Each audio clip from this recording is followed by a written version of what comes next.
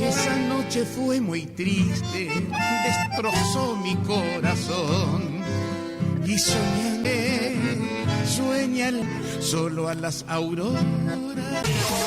El año renovás el placard, tu habitación, pero lo que no cambiás es la radio que suena todo el tiempo.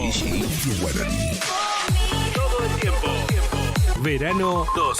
Y los más fuertes de los gremios. Por un lado estamos hablando del gremio de los trabajadores hoteleros. ¿Cuál es el acuerdo que firmó el gremio que dirige Barrio Nuevo? Un aumento del 15% entre diciembre, enero y febrero, que tiene el gobierno para llevar adelante esto es la no homologación de los acuerdos. Por ejemplo, otro de los acuerdos que no está homologado es el del gremio de la sanidad. Ellos acordaron un aumento del 11%, entre otras no, porque no están gobierno. Es una puja que va a crecer. Por ejemplo, es que los camioneros bajaran al 5,5%, pero ahora la lupa está puesta en los hoteleros, que buscan un 15% entre diciembre, enero y febrero.